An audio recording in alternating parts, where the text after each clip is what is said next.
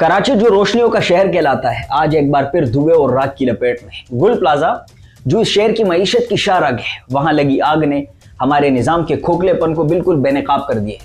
2026 में भी समंदर किनारे बसने वाले इस मेगा सिटी का पानी की कमी का रोना रोना और जदीद टेक्नोलॉजी के दौर में एक इमारत की आग ना बुझाना सिर्फ नाअहली नहीं है, बल्कि मुजरिमाना गफलत है।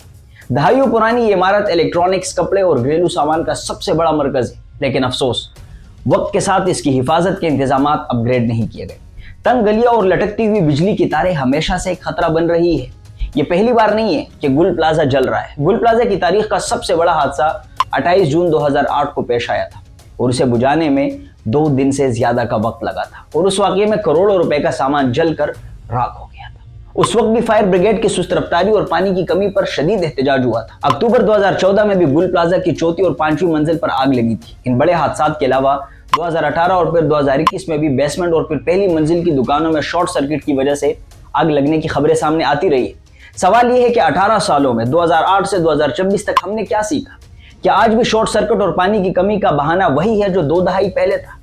2026 में भी हम वही पुराने मातम कर रहे हैं। फायर टेंडर देर से पहुंचा, पानी नहीं था, डीजल खत्म हो गया।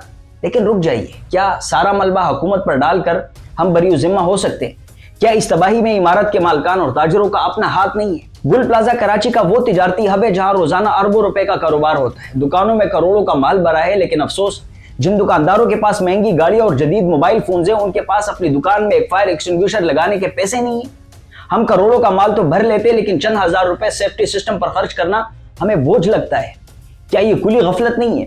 गुल प्लाजा जैसे 10 से 12 मंजिला इमारत जहां 3 करोड़ की आबादी वाले शहर का हुजूम उमड़ आता है, वहां सेफ्टी एग्जिट, इमरजेंसी एग्जिट का ना होना एक जुर्म है। सीढ़ी और हंगामी रास्तों को गोदाम बना दिया गया है और नाकिस वायरिंग की वजह से अरबों का सामान बिजली के उन बुसीदा तारों के रहमो करम पर है जिन्हें बरसों से बदला नहीं गया।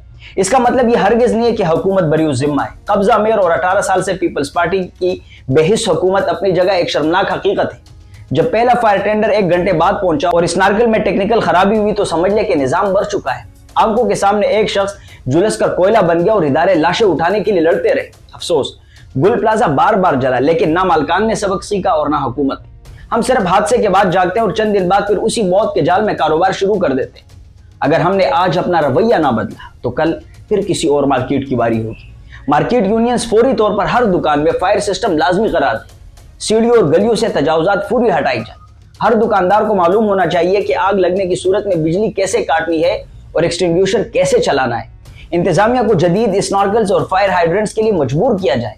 याद रखिए, आग सिर्फ सामान नहीं जलाती, खानदान उजाड़ देती। जब तक ताजिर अपनी जिम्मेदारी नहीं समझेंगे और आवाम हुक्मरानों का गिरबान नहीं पकड़ेंगे, यह शहर इसी तरह जलता रहेगा, राख होता रहेगा। बदल दो निजाम को और बदल दो अपने रवैयों को।